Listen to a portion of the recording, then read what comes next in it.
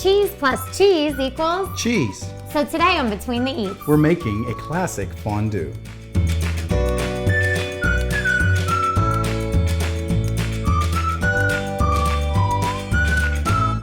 So everyone likes a fancy classic fondue. Yeah, and the one thing that we're going to be able to show you is that it's all about the quality of the ingredient.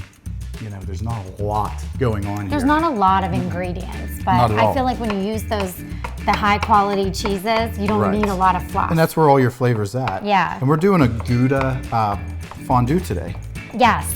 So we have Beemster Goudas. We have their XO, which is the extra aged. It's aged 2 years. Yes. And then Years, folks. also the Vlaskas, which is a creamy younger cheese that I'm Right. grating here, just to add the creaminess. So we have those two flavors. The thing I love about the XO is it has flavors of toasted pecans, whiskey, butterscotch. So you can think of, you know, what that has in it. It's incredible. It's what it is. It is. And to add the creaminess. Pecans, bourbon, whiskey. And the Vlaskas it's just a younger version, and it's very creamy.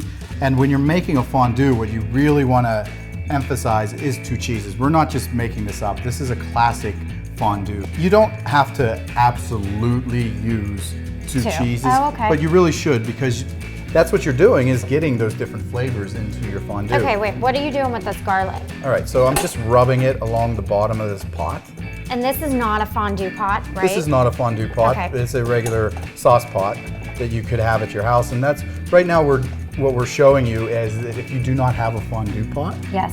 it's okay, you can make fondue. So you're doing some serious garlicking over here. Yeah, and, this is and if you see here, we're getting that garlic kind of nice and on the bottom of that pot. We're getting all that residue. That's what we want. You can smell that garlic toasting? I can. Yep. And at that point, we want to add our wine.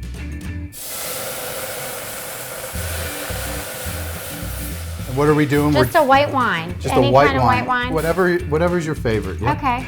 Oh, that was just, I had that in my refrigerator. That's like a sweet, that's almost like a Moscato. But Okay. so that's why I wondered if it's Sure, sweet and that's or going to whatever you change the have. flavor of it, which is okay. Okay. You know, it's whatever you're looking for. You can use a Chardonnay, whatever you want. Okay. So now we're just getting the garlic kind of almost off the bottom Right. using the wine. Right. With the spoon. We're deglazing. Remember Okay, that process we talk about all the time? We're deglazing. Great. We're going to show a little process here of The cheese melting technique. the cheese melting technique, which is taking your cheese.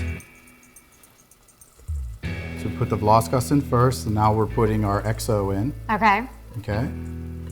And what you do is you add Cornstarch. cornstarch. So we did this when we made our lobster mac and cheese. The Nina and Pinta ships actually docked, and we made a nice lobster mac and cheese there right on the dock. It was a really fun episode, and we mixed the cheese with that so that it doesn't get clumpy. Right. And A lot of people, when chunky. you use like a good cheese and not a processed cheese, like an American cheese that's a processed, has oil and all that in it, when you use a real cheese, a lot of times when you make a sauce with it, what happens is it'll stay stringy and it doesn't break, the proteins don't get broken down.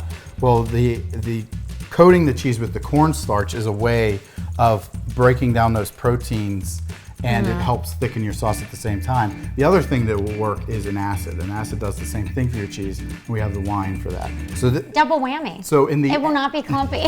in the end, exactly, you'll have a nice smooth cheese. Okay, so we're just gonna add a little bit at a Little at a time as I stir here. And what you want to do is let that kind of incorporate, right? You don't want too much. So just as you see it melting in, you just add a little more. Add a little more. Add a little more. And you can see how smooth that is, right? It looks really delish.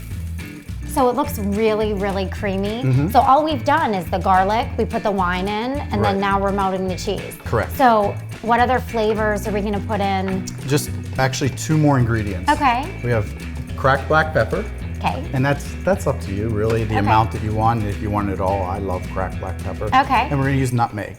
Nutmeg? Nutmeg. That seems so strange to me. Well, you know what's funny is nutmeg's used in a lot of cheese sauces, like Alfredo sauce, and Really? yeah, you can always add a little nutmeg to a cream sauce, Oh, just pull wow. out some flavor. So it's just a Okay. classic marriage. And if you think of the flavors of these cheeses that we're using, they're very nutty. They are. Right? Yes.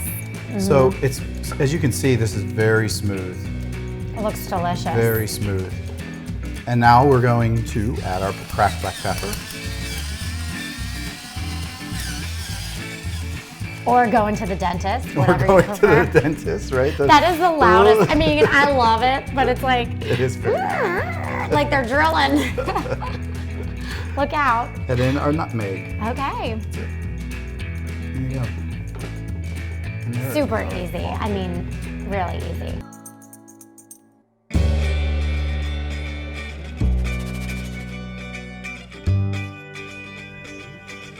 It doesn't get cheesier than that. What, the fondue or us? If you enjoyed the show, please subscribe and share with your friends.